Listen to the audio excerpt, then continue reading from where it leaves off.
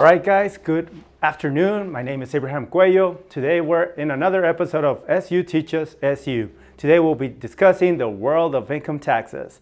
I'll be explaining how they work, the basics, and so you guys get a basic understanding how to prepare your own taxes by the end of this course, guys. So first step, a little bit about myself. I've been here in the college for almost 5 years, getting there. And I've been doing income tax preparations for over 24 years now, guys. So I have experience, I know the ins and outs of how it works. So first, let's start by the basics, guys, and some definitions. So here, your income. On the income, guys, income could be classified as your W-2s, your 1099s, or even if you have your own business, that you'll be considered a self-proprietor.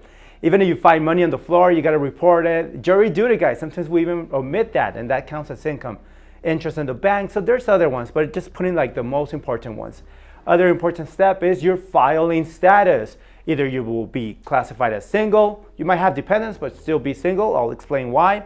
You might be married filing jointly, or you might be classified as married filing separate. Why the difference? Maybe your spouse, significant other is kind of shady, and you don't want to deal with that person's income taxes, then you want to separate and do your own taxes by yourself. That's why you have the differences. It's not that well because it takes away certain credits and limitations, but it gives you the option. And then you have HH, which stands for head of household. Only one head of household per house. The person that earns the most amount of money should be classified as head of household when he or she files her taxes. And then you're a qualifying widow, which is basically the same thing as married filing jointly, but only for 2 years, guys. The government saying, okay, I'll give you a tax break. You'll be like married for 2 years, and then later on, I guess, get married again, find another spouse, significant other, and you're back to your married filing jointly, or you'll be at the single status. And then certain credits, the important ones would be the EIC, which stands for Earned Income Credit. That one's up to 3 children, guys, up to the age of 24 if they're going to the university at full time. If they don't and they just go up to high school, then they classified only up to the age of 18 years old. So those are your options there for the earned income credit. That one's like a little parabola. The more money they start making, then the less you qualify for that credit. To be honest, when you earn around 12,000, 13,000, all the way to 18,000, you'll be qualifying to get the most amount of money in that credit, which is about $5,000, $6,000, put in the 3 dependents. So, and this year, guys, change that happened. If you're 19 years old or older, you also qualify for that credit yourself, even though you don't have children.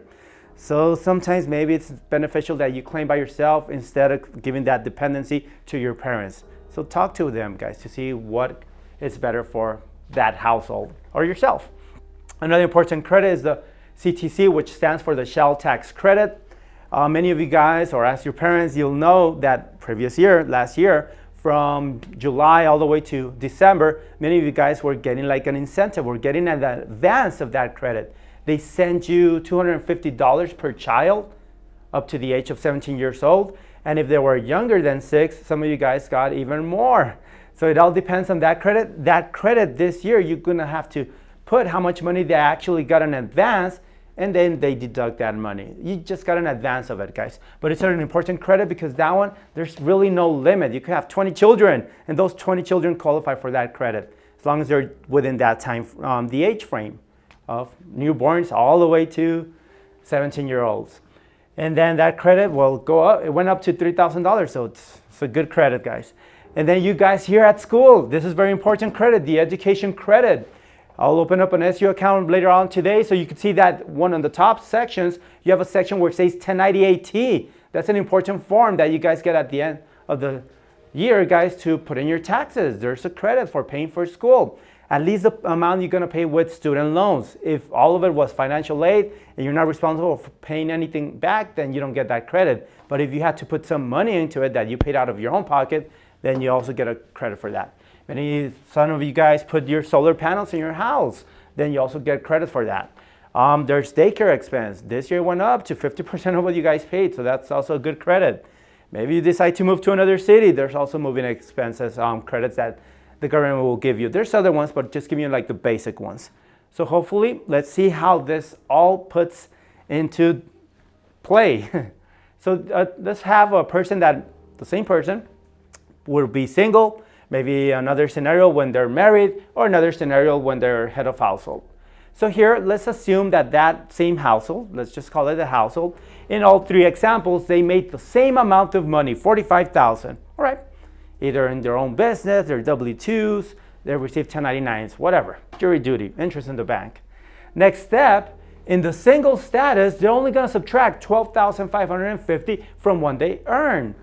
If they're filing as married, they have a significant other, then they'll be subtracting $25,100 from what they earn. Versus if they're a head of household, they'll be subtracting $8,800 from what they earn.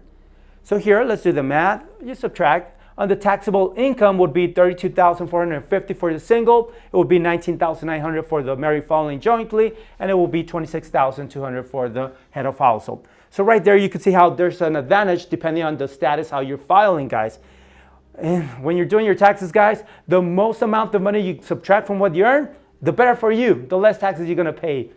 That's basically how it works. So instead of paying taxes on $45,000 on all those three scenarios, they're paying taxes on what was left over, guys. Next step, we have a table. Based off of that table, there's different scenarios. There's a tax bracket. This is basically what it is. And there's three columns for single, for married filing jointly, or for head of households. So here, up to $9,950, they'll be paying 10% of the taxable income. And then the difference, the rest, the excess amount, they'll be paying at 12%. And then the excess of $40,000 at 22%, and so on. That's how you read that table. So here, the $32,000 would be paying 10% for the first 10 grand, and then the other difference at 12%. Versus the married filing jointly, they're basically exactly at that limit. All of that taxable income would only be 10%. That's another tax advantage. Versus the head of household, there's also a tax break. They're only paying up to $14,000 at 10%, and then the excess amount at 12%, which is not that much. So single is the one that's losing at this moment, guys. Next step, the tax bracket, once we do the math, so I'm just putting on average 12%. We do the math, it's gonna be $3,695 of the taxes that person will pay on the single status. On the married filing jointly, 10% of that would just take away one decimal over to the left, and they'll be paying $1,990 on the taxes. Versus the head of household, we do the math, 10%, and then the difference, the other 12%, they'll be paying $2,860 out of their taxes. Next step, we have, assuming that they're working for a W-2 for a company. Here, let's assume they already took away $3,500. Remember, guys, when you start working any place, they're gonna make you fill a form called W-4. It's up to you guys. If you put a bunch of dependents, they're gonna take less money when it comes to the income taxes. If you put zero and single, even though you're married, they're gonna take more money out. So you decide, do I want more money each paycheck to paycheck, or do I wanna save it up and at the end of when I have to do my tax declarations to get it back like a savings account? You guys choose that option. So here, let's assume in all those three scenarios, they took away the same amount of money, $3,500.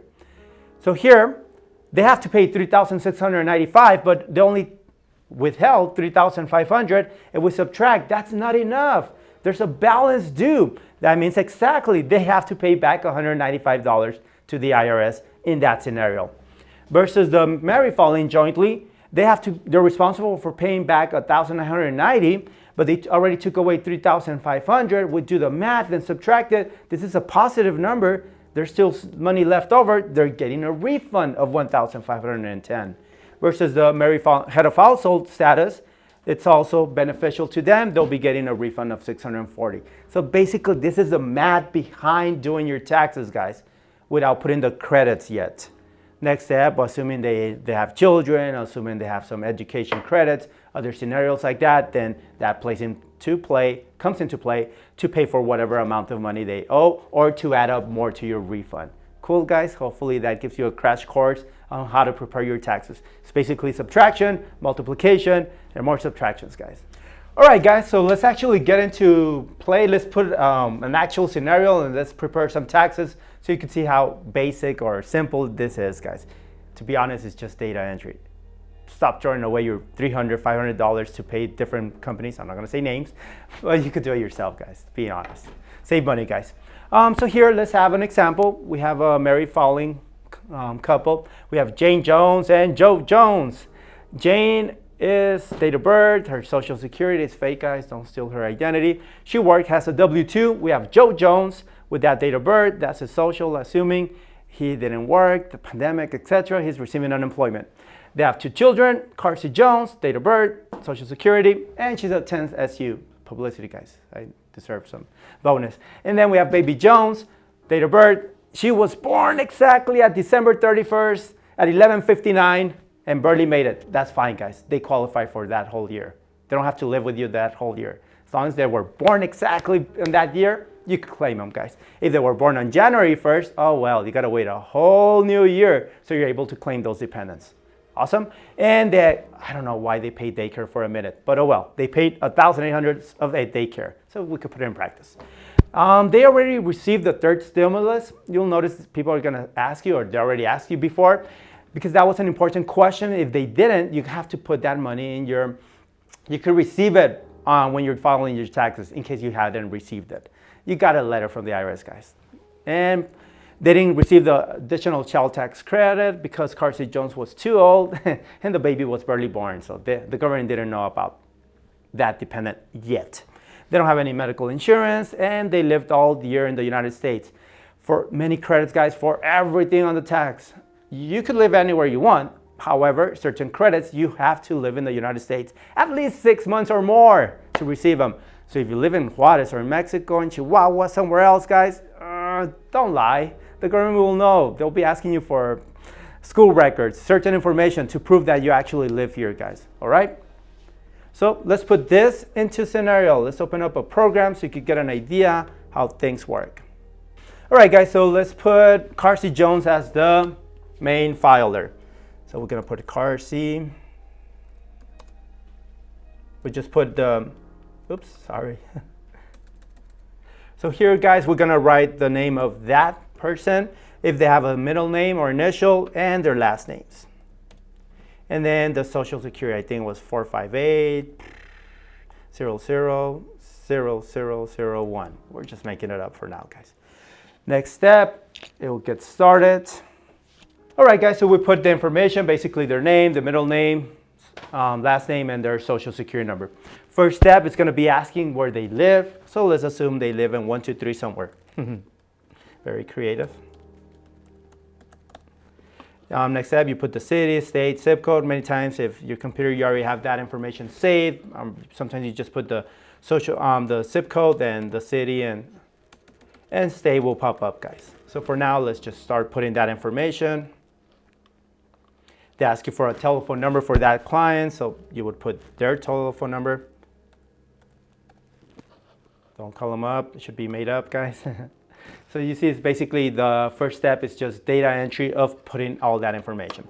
It's asking you if you have any states to file. Texas, thank God we don't have to, but other states they do, guys. So if you live in New Mexico, you do have to file taxes from New Mexico as well. California, Colorado, other states will, guys. So here, no, let's assume they just live here in Texas. Next step, the famous filing status. Are you single? Are you married? Are you head of household? And so on. So here in this scenario, they're married, so we're going to put married filing jointly. And if they had dependents, they had the daughter and they had the baby. So yes, they did. So next step, it's going to input the date of birth of that person. So I think I put today. Let's assume today is her date of birth, guys. So what's today, guys? The 7th. So 04/07 of 1979. Super young. And we put their occupation, what they do. So labor, manager, etc. So what do you do? What's your title? They ask you if you want to donate $3 to the presidential campaign fund. It's not money out of your pocket, guys. It's not going to be money out of your refund. It's just a survey question. All the people, millions of people that file their taxes say yes, then they have a bunch of millions of dollars to use in the campaign. All of the people decide to say no, well, they have less money to use that money for the campaigns. It's up to you guys. It's your preference. Is a taxpayer dependent on someone else? You shouldn't, because you're married. Was the taxpayer a member of the U.S. Armed Forces? Maybe. Well, in this case, she's not, but assuming she was, you will put yes. Were you in the United States for at least half of the year? You see, you have to put yes. Did we check their identity of that person? Maybe we did, maybe we didn't. No, we should have, guys, so we know they're alive. They have to see their ID, a driver license or something. Right now, they declined to provide one, so no problem. Have they deceased? Are they alive or are they dead? Yes, you could claim somebody that passed away, guys. So save and continue. Then we put the spouse, which I think it was Jones, Joe Jones. Next step, we put the social security of that person. And then we put the date of birth of that person. So let's assume he's on March of 1980. Yes, he's younger. Oh well, guys. And his occupation at the moment is unemployed. Again, he doesn't want to donate. You see, pure data entry, guys. Dependent, nope. And yes, we check his ID, but right now he doesn't want to show it. He's still alive. He's not a member of the U.S. Army, and he lived here in the United States. So next step, next scenario, guys. Now it's going to ask to input the information of the dependents. What was the name of the daughter, guys? Let's just make it up. Mary. Mary Jones. Next step, the social security of that dependent. Next step, the date of birth of that person. So just putting in one date right now, and let's assume she was from 2001. And the relationship is, that's your son, your daughter, stepchild, foster, grandchild, your parents. Now you could go backwards. Now you could decide to claim your parents, guys. It's their daughter. How many months did that person live with you? So let's assume they lived the entire year, so the 12 months. They could be in college out of state somewhere else, and you actually put still like they live with you for the whole year. Next step, are they a U.S. citizen, national U.S. resident alien, Canadian or Mexican citizen? Those are the only scenarios you could put. They could be Canadian or Mexican, but really they're not going to help you for the credits, guys. So before, you used to claim them for at least the dependency to subtract $4,000, but they took away that, guys. So I don't know why you want to claim other dependents nowadays. It really wouldn't matter. Did this person have qualified education expense? They did, guys. They received the 1098 from SU. And did this person qualify as a dependent? Yes, of course. And do they have any daycare expense? No, they don't. And did this qualify for the child tax credit? No, because she's too old now. She's above the 17 years mark. So you could put yes, but the system will tell you you can't. So was Mary Jones a student? Yes, she was. Hope or American Opportunity Credit already used. You only have 4 years to claim that credit, guys. So you cannot be in the university forever. It's only up to the first career for the first 4 years. So no, she barely started. And first 4 years of school finished? No, she's barely there. Any felony convictions? Be careful, guys. Don't get in trouble with the law. Assuming you did, you won't qualify for the credit. So they penalize you, guys. So assuming this, she behaved well in her lifetime. So no, she doesn't have any of that. Next step, we will put the 1098T. I wish I could go back and forth and have a form with you guys to show. But here you basically have a form called a 1098T. You could get it from your SU account if you already pay for college and you have one, guys. It will input the information of the university, so Southwest University. Next step, it will ask you for the address, 1414 Geronimo. Next step, the city, El Paso, state, Texas, zip code 25. All right, and then next step, did you receive that form? Well, yes, that's where you're getting that information. If box 7 was checked, if we had the form, I'll put it up right now when we finish the taxes, showing you how the forms look. So no, let's assume it wasn't, but in case it was, you will look at the form and get that information. And each place, each company, guys, everything has what is considered an EIN number. All businesses. So those, based off of that form, you will get it. It's a 9-digit number. So I'm just going to make up something right now at the moment. But you get a number and it shows the IRS where you're getting that information from. And then the education expense, how much was the school? So let's put a number for now, $24,000. And how much money did the financial aid actually help you out? Let's assume financial aid was only $17,000. So that means that that person was responsible for paying the other difference, guys. Sounds good? Does that make sense a little? So that means that that person had to pay the other amount due, either with student loans or whatever other part. Maybe you had some education expense that wasn't covered, some books, other stuff, but here it was covered. But assuming another university, you have other costs still, you put them in there, guys. But if financial aid was way larger versus what the education cost is, then you really don't qualify for that credit. All right, so we keep on putting the data entry. Was this person permanently totally disabled? No. Is this person presumed to be kidnapped? No. There's cases, guys, you never know. And is this child who did not live with the taxpayer due to divorce? No, they're still married, guys. They're all happy family. So no, they don't need that. But in case that's your case, well, you would answer the questions based off of each person's scenario. So here, if we have another dependent, we could click Save and Add New. So we have the baby Jones, which was born, well, let's make up a Socha for now. Was born on December 31st of 2001. Barely made it, guys. Oh well, qualifies. So baby, son.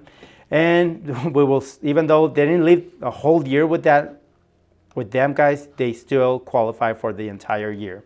And that's cool. Nothing wrong with it. He's a U.S. citizen. Does this person have qualified education expense? No, barely born. Does this person qualify as dependent? Yes, of course. Daycare? Yeah, so we could practice, guys. Yes. And then next step, does this qualify for child tax credit? They do, guys. So we click Save and Continue. Next step, it will be prompting you guys to input the information for that daycare expense. So let's assume they paid $1,800. Next step, with this person, again, similar to the other questions, totally disabled, no. So Save and Continue. And that's the first part, guys. Basically getting all that information. Did they live with you the whole year? Yes. Provide more than half their support? No. And are they married? Well, no.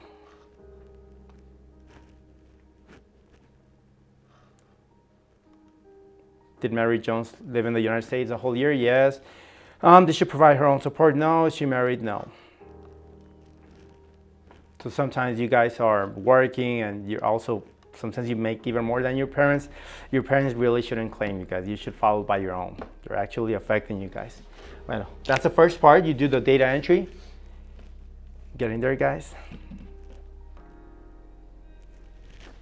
Cool. If we have more dependents, we could still add them up, but let's assume this family, that's all they have. Save and Continue. And now the next step, well, let's just go into the advanced user. It's going to prompt you from different tax forms that you're responsible for filing. So here we said that the Carsey had a W-2, the spouse had a unemployment, so we put the 1099-G. And because we're also doing the education credit, well, it's already there. It popped up for the daughter. But in case the parents also went to school, we'll also put that education.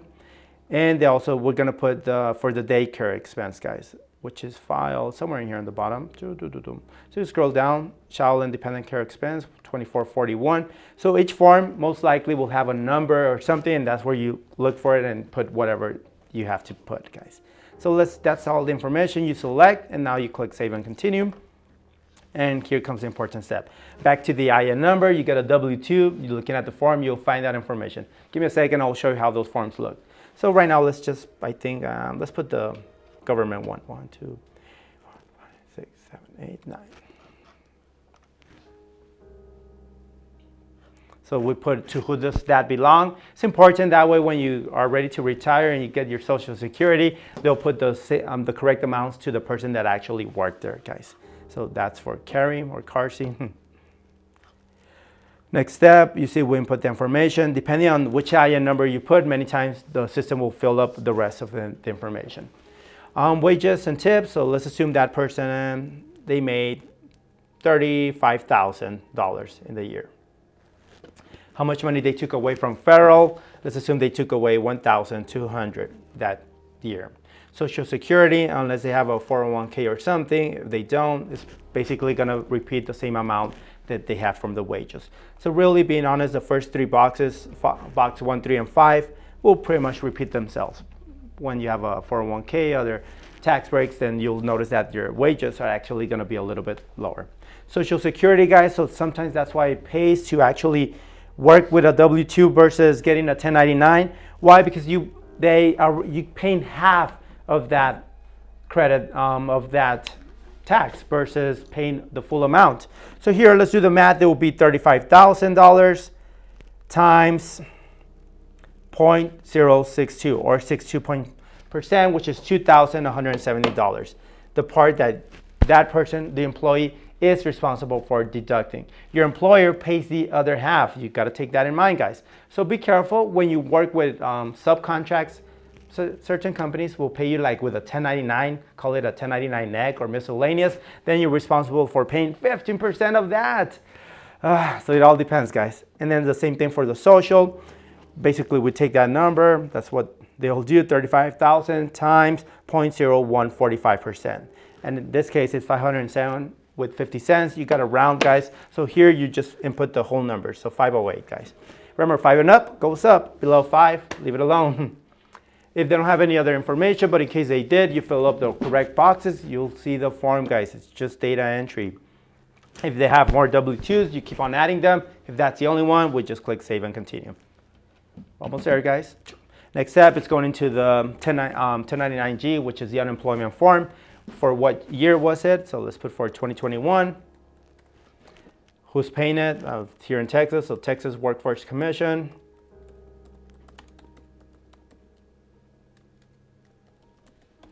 And next step, we basically put the information, the address. It's somewhere in Austin, 1234 Austin. It's a PO box number, but it will say in the box, guys. So it's not like you have to make it up. The city, Austin. State, Texas. If it's from New Mexico, most likely it'll be Albuquerque. Zip code from over there, I really don't know. So I'm just making it up. Telephone number is up to you. It's optional. But the IN number, that's like a must. Again, all that information is in the forms. You probably have to look for them, but they're somewhere around there, guys. Then I wish I actually filled it up, but we have to put the social security of who this belonged to. Oh, he was a spouse. I really forgot his social. I'll just make it up and it's gonna give me an error screen right now. The name, it was Joe Jones. To who does it belong to? The address where they're living at the 123 somewhere street. The city, El Paso. You see, pure data entry, guys. State, Texas. And their zip code, I think I put 36.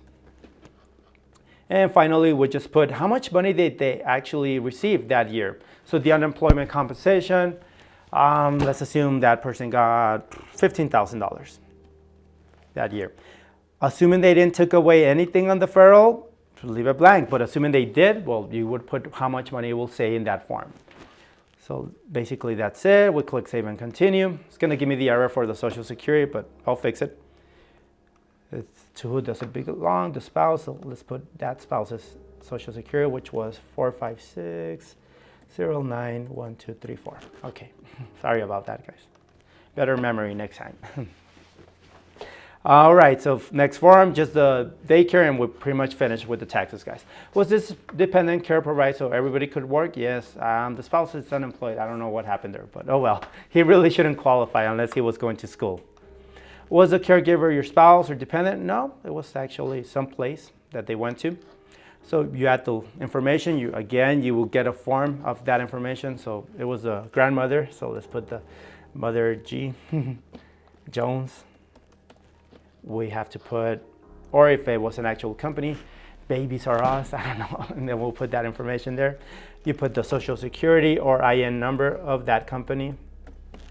And what is it, an IN number or a Social Security, if they're registered, the address of where they belong to, where you take them for that daycare, location as well, city and state. And how much money we actually paid. I think I put $1,800. It has to match. We put that information for the dependent, and that same information has to match here. Unless you have different places you took them throughout the year, but as long as at the end, all of those numbers match how much money you put that you claim you pay for those, for that tax break, then we'll put it. What's wrong with Mother G? Just grandmother. And yes, that's her social.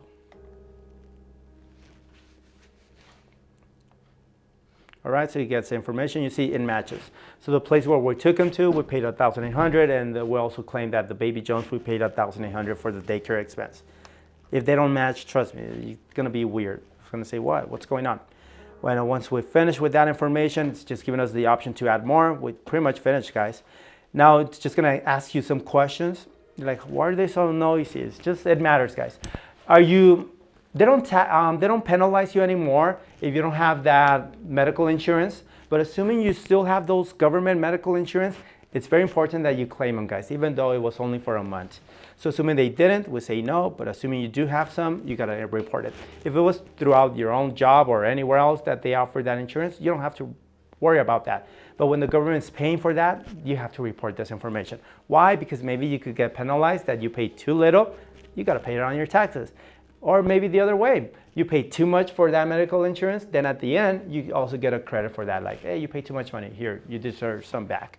If you had any virtual currency activity going on, short-term, long-term sales, no, we didn't, but assuming we did, that's also capital gains you gotta input, guys. And that's basically the information they're putting this year. Save and continue. And the important questions of the advanced child tax credit. The baby was barely born, but assuming they actually got a certain amount, we'll put the amount the couple received. Didn't receive anything, so 0. So for 0 children. And did they get the full third stimulus payment for all of the children? Let's assume they only got it for them 3. So we're gonna put no, the baby didn't get it yet. So we're gonna put that they only got the 4,200, which is 1,400 per person. 1,400 times 3 should be 4,200. So the other amount will be received here with the taxes for the baby. So that's kind of neat, guys.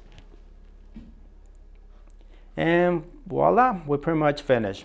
So what's going on here? Let me pull up the forms and then show you how the tax forms will work out. So here we have this information. Let me make it a little bit larger so it's visible.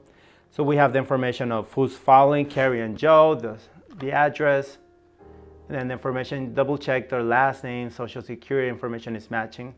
So here are the information for the dependents, Mary and baby, their social security numbers.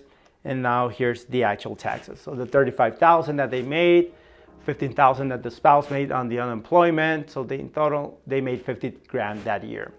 They're able to subtract 25,100 for being married. So we subtracted, that leaves them with the difference of 24,900, which is their taxable income. Very similar to the scenario I showed you earlier today, guys.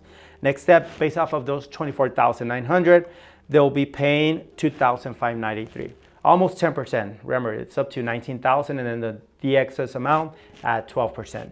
It's almost 10, 11%. So they're paying $2,593 of taxes. So the daughter, this is where she comes into play. She helps with $500 to pay for those taxes. So that's a good credit. Even though she's older than the age of 17, they still qualify. And then the school credit, it's also helping with 1,500, guys. So you see, and then you also have other credits for the daycare. So pretty much everything's helping out here, guys. So all of that, they're still owe $593 is what's going on. Out of those $593, let's see how they're gonna pay them. So they have $1,200 from what they withheld from her job, her W-2.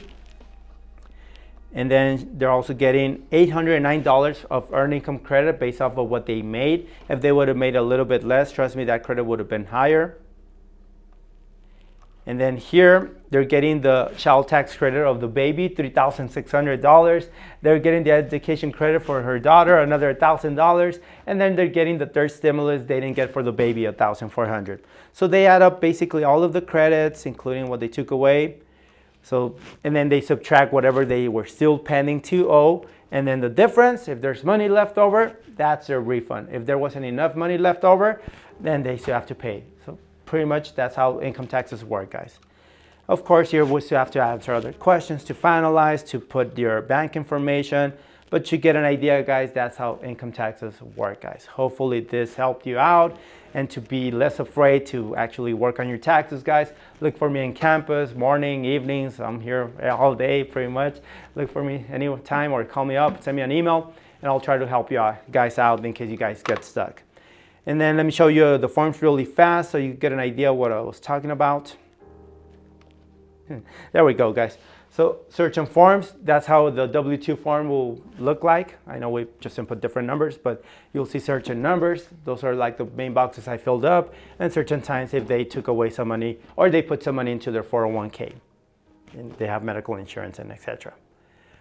This is what the government form for the unemployment. Certain states vary, but you get a letter with that. Those are the three important steps. Basically, how much money they received, and if they took away any federal income tax from the unemployment as well.